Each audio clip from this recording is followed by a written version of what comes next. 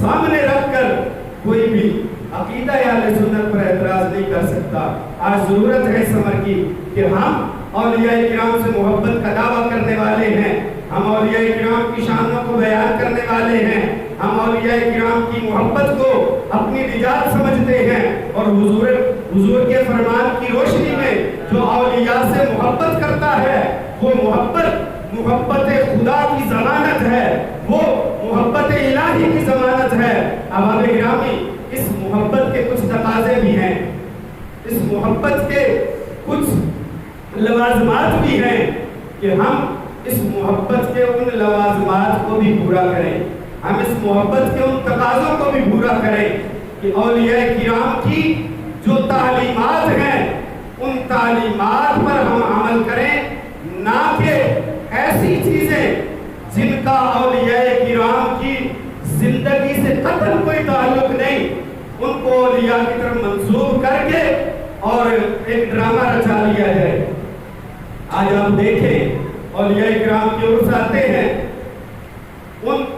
مواقع پر کیا کچھ نہیں ہوتا، ہمارے ہاں کیا کچھ نہیں کیا جاتا۔ یہاں ولی کامل بابا جی نصر اللہ شاہ صاحب رحمت اللہ تعالی علیہ، آپ کا عرس مبارک تھا، اس موقع پر کیا کچھ نہیں کیا گیا۔ یہ ہمارے لیے لمحہ فکریہ ہے کہ ہم اولیاء کی طرف منسوب کر کے کیا کر رہے ہیں، اولیاء کی طرف منسوب کر کے کیسے کام ہم کر رہے ہیں۔ عرس کیا ہے؟ عرس یہ ہے کہ اس دن اس ولی کا وصال ہوا تھا، تو اس موقع پر ہم کیا کرتے ہیں؟ جب ہمارے گھر میں کوئی فوتگی ہو، ہمارے گھر میں کوئی بندہ دنیا سے چلا جائے، کیا اس دن ہم گانے والے کو بلاتے ہیں کہ بھئی گانے والے آؤ، یا ڈھولے مائے پڑھنے والے آؤ، اور آ کر ہمارے گھر میں یہ فوتگی ہوئی ہے، گانے گاؤ ڈھولے پڑھو؟ کیا اس دن ہم یہ کرتے ہیں؟ یا سال بعد جب وہ دن آتا ہے کہ جس دن ہمارے کسی عزیز کا انتقال ہوا، ہمارا کوئی عزیز اس دنیا سے گیا، سال بعد جب وہ دن آتا ہے، کیا اس دن ہم یہ کرتے ہیں کہ بھئی آج فلاں دن ہے کہ میرے باپ کا وصال ہوا تھا، یا میرے چچا کا، یا میرے بھائی کا، یا میرے کسی بھی عزیز کا وصال ہوا تھا، وہ بہت ہوا تھا، تو گانے والے کو جو سب سے اچھا گانے والا ہے اس کو بلایا جائے؟ یا ہم اپنے عزیز و اقارب کے فوت ہونے پر یہ عمل کرتے ہیں؟ تو جب اپنے عزیز و اقارب کے فوت ہونے پر یہ عمل نہیں کیا جاتا، بلکہ اس دن قرآن پڑھا جاتا ہے، اس دن صدقات کیے جاتے ہیں، اس دن خیرات بانٹی جاتی ہے کہ یہ نیک اعمال، ان کا ثواب ہمارے عزیز کو پہنچے گا، ہمارے مرنے والے کو پہنچے گا، اللہ رب العزت ان نیک اعمال کی وجہ سے اس کی بخشش فرما دے گا۔ ہم اپنے لیے تو یہ کرتے ہیں، تو اس ہستی کے لیے جو اللہ کا ولی ہے، جس نے ساری زندگی اللہ کی رضا کے لیے گزاری، اللہ کی فرما برداری میں گزاری، اس کے لیے ہم گانے والوں کا انتظام کریں، ڈھولے مائے پڑھنے والوں کا انتظام کریں، اور بڑے دھڑلے کے ساتھ ہم اس کو سننے کے لیے جائیں، اور وہاں جا کر واہ واہ کریں، ڈھیلیں دیں،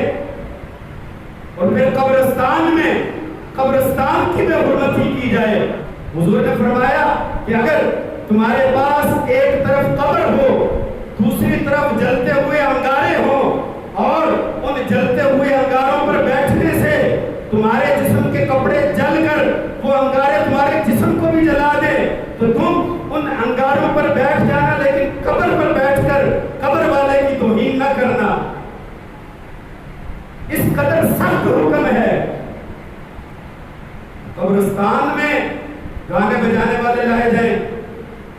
کریم آقا صلی اللہ تعالیٰ علیہ وآلہ وسلم کا فرمان علی شان موجود، حضور نے فرمایا کہ جب کوئی نیک بندہ قبرستان سے گزرتا ہے، وہ ایک مرتبہ کوئی آیت مبارکہ پڑھ کر قبرستان والوں کے لیے دعا کر دے، اللہ رب العزت اس کی دعا کی وجہ سے سارے قبرستان پر اپنی برکتیں نازل فرماتا ہے، سارے قبرستان پر اللہ کی رحمت نازل ہوتی ہیں۔ تو جب قرآن پڑھا جائے تب تو خدا کی رحمتوں کا نزول ہوتا ہوگا۔ کیا جب ایسی رسمیں گویے بلا کر قبرستان میں گانے گائے جائیں گے، یا پھر اہل قبرستان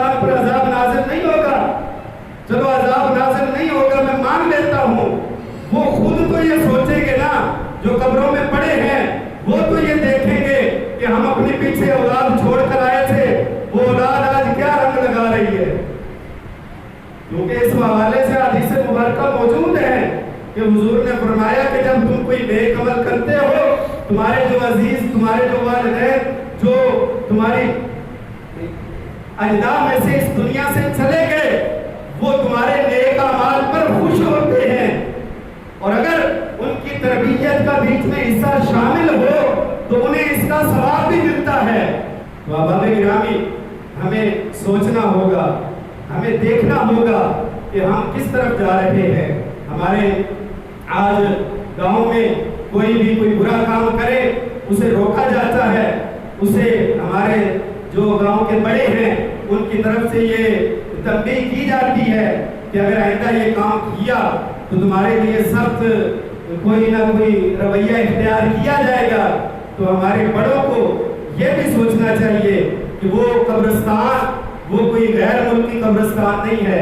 وہ کسی غیر علاقے والوں کا قبرستان نہیں ہے، وہاں ہمارے باپ دادا کی قبریں ہیں، وہاں ہمارے ہی پیارے لیٹے ہوئے ہیں، وہاں ہمارے ہی عزیز و اقارب لیٹے ہوئے ہیں۔ تو جو لوگ ان کی توہین کر رہے ہیں، خدا کے لیے ایسے لوگوں کو بھی روکا جائے، اور اولیاء کرام سے محبت کا دعویٰ صرف اور صرف وہی قابل قبول ہوگا جو شریعت کے دائرے میں رہتے ہوئے کیا جائے گا۔ اولیاء کرام کی محبت کا عمل وہی قابل قبول ہوگا جو شریعت کے دائرے میں رہ کر کیا جائے گا۔ بلکہ بزرگ تو یہاں تک فرماتے ہیں کہ کوئی ہوا میں اڑتا ہو، آگ کھاتا ہو، پانی پر چلتا ہو، کہے میں ولی ہوں، لیکن اس کا کوئی عمل شریعت کے خلاف ہو، وہ شیطان تو ہو سکتا ہے، اللہ کا ولی نہیں ہو سکتا۔ اللہ کا ولی وہی ہوگا جس کا ہر عمل قرآن و حدیث کے مطابق ہوگا۔ احباب گرامی، لہذا جب اولیاء کا اپنا عمل قرآن کے مطابق، حدیث کے مطابق ہونا ضروری ہے، تو اولیاء کرام سے محبت کرنے والے ان کے اعمال بھی قرآن و حدیث کے مطابق ہونا ضروری ہے۔ آج ہم نے یہ رویہ بنا لیا ہے، اگر جمعرات کو آپ عصر کے بعد جائیں تو خواتین قبرستان کی طرف جاتی نظر آتی ہیں سج دھج کر، اور معاذ اللہ ایسے لباس میں کہ جو شریعت جس کا قطر اجازت نہیں دیتی، تو جو شریعت جو لباس پہن کر بازار میں جانے کی جس کے لیے اجازت نہیں ہے، جس لباس کو پہن کر کسی دنیاوی محفل میں جانے کی اجازت نہیں ہے، اس لباس کو پہن کر اللہ کے ولی کی بارگاہ میں جانے کی اجازت کیسے ہو سکتی ہے، یا قبرستان میں جانے کی اجازت کیسے ہو سکتی ہے؟ خواتین کو قبرستان میں جانے کی اجازت ہے، لیکن ایسے اوقات میں کہ جب وہاں کوئی مرد موجود نہ ہو اور رش نہ ہو، اور ایسے لباس میں جائے کہ باپردہ ہو کر جائے۔ یہاں ہمارے ہاتھ معاذ اللہ اتنا آگے ہم نکل چکے ہیں کہ چادر ولیوں کے نام کی نکالی جاتی ہے، پیچھے خواتین بے پردہ اس چادر کے ساتھ جا رہی ہوتی ہیں۔ تو اس چادر کا کیا فائدہ کہ جب ہماری خاتون نے خود چادر نہیں کی؟ جو قرآن کا حکم ہے کہ اے مومنوں کی خواتین، جب تم گھر سے نکلو تو چادروں کو اپنے چہروں پر ڈال لیا کرو، یہ قرآن کا حکم ہے۔ ہم ولی کے دربار پر چادر ڈالنے کے لیے تو لے گئے، لیکن اپنے بال بھی کھول دیے اور اپنا چہرہ بھی کھول دیا، اور ایسا لباس پہن لیا کہ جو قابل اعتراض ہے، جس کی شریعت میں کوئی گنجائش نہیں۔ تو احباب گرامی، یہ نیکی کے نام پر برائی کی جا رہی ہے، یہ نیکی کے نام پر خود کو دھوکہ دیا جا رہا ہے۔ خدا ایک طرف اولیاء کرام کے ساتھ بغض اور عناد اور دشمنی میں اولیاء کرام کی توہین کی جا رہی ہے، دوسری طرف محبت کے دعوے کر کے اس انداز سے اولیاء کرام کی توہین کی جا رہی ہے۔ اولیاء کرام کی توہین نہ دشمنی میں قابل قبول ہے، نہ محبت کے دعووں میں قابل قبول ہے۔ اولیاء کی محبت اور اولیاء کی عقیدت وہی قابل قبول ہوگی جو جیسے انہوں نے قرآن و حدیث کے مطابق زندگی گزاری ویسے زندگی گزار کر کی جائے گی۔ اللہ رب العزت ہم سب کو عمل کی توفیق عطا فرمائے۔ وآخر دعوانا ان الحمد للہ رب العالمین۔